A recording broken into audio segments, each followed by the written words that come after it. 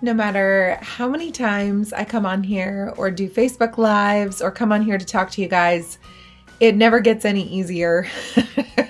I always come on with a little bit of hesitation and a little bit of worry that I'm going to say something or do something that's just ridiculous. But today I wanted to do a little reminiscing about my trip to Guatemala. So I had the amazing privilege to go to Guatemala with Noonday Collection. It's the jewelry company that I sell jewelry for. We're a fair trade company and we partner with artisans all over the world to give them a dignified living.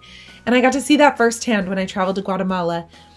This last week, I had the opportunity to dive a little deeper into Noonday Collection and my trip to Guatemala with two parties in homes of women that had already heard about Noonday Collection. And so a lot of the friends that they were inviting into their home had already heard about Noonday Collection as well.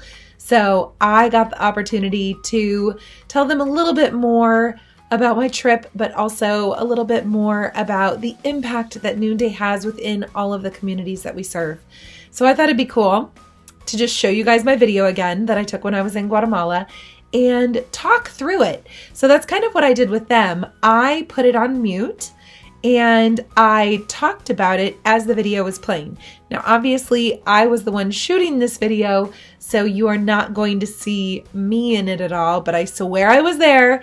I have photos to prove it, I have selfies to prove it, and I have people to prove it. They could vouch for me.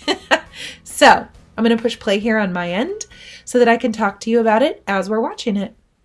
So here we are on the lake, Lake Atitlan. So actually this is in Antigua. We flew into Guatemala City. I actually stayed the night there with a couple girlfriends.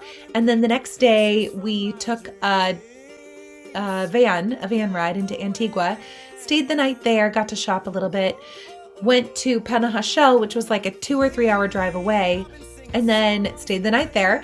And then all of our artisans live across the lake. So we had to take these boat rides. They're probably, I don't know, maybe about a half-hour boat ride. One day we went into San Juan, and one day we went into Santiago. And both of these places, visitors don't frequent as often as places like Antigua. There's Rosario. She is so amazing. She and her brother run one of our beaded workshops. And then there's some of our artisans. There's Cristobal. He runs the other beaded workshop, which actually makes the earrings that I'm wearing right now. We were showing them pictures of us. That was super fun. Pictures of us and our customers wearing the beaded jewelry that they made.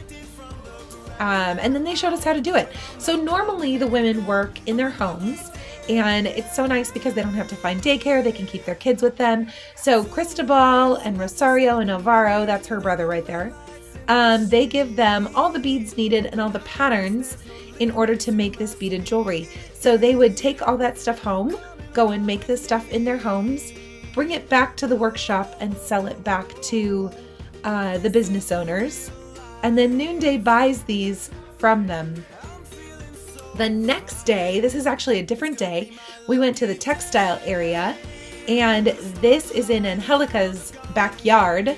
And they brought out all these textiles hoping that we would buy them. And of course we bought a lot, which was amazing. The fun thing was, you'll see a couple of kids in these videos. The ladies wanted to make sure that we knew that these children definitely went to school, that they had taken the day off of school in order to come there and meet us, because it was so important for them to meet the ambassadors that were helping to give them jobs.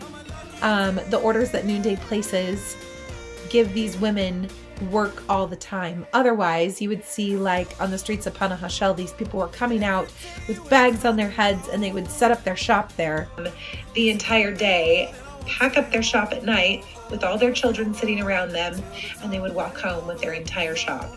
So it's either sit on the street all day and try to make a living, or get these orders from Noonday and have dignified work year round. Okay, so here is Anna's shop. These women are making our Atitlan tote. This is an incredible bag. There's another sweet girl right there. They let us, all their dyes come from plants and seeds and other things, except for that blue indigo material.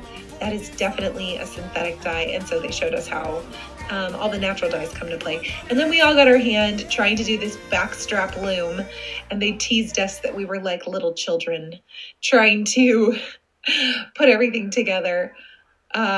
Mostly women that do this work, they have obviously had years and years experience. So it was just amazing for us to watch them because they were so quick at it. And then when they tried to help us, it was very slow. And I was like, I really hope that I did not mess up your work and that you get paid for this bag still, because I do not want to be the reason why you're not getting paid.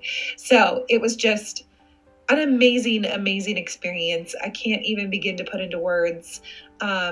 Being able to go and meet all the artisans, but see their workshops and see where they live and meet their families and cry with them and tell stories with them and tell how proud I was of them and tell them, they told us how proud they were of us, that we were selling their things and that they were able to have jobs and homes and keep their kids in order because we were giving them work.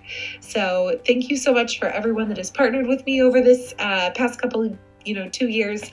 I will be traveling to Ecuador in June, and I get to take pictures and videos when I'm there as well, and I hope to share more with you soon.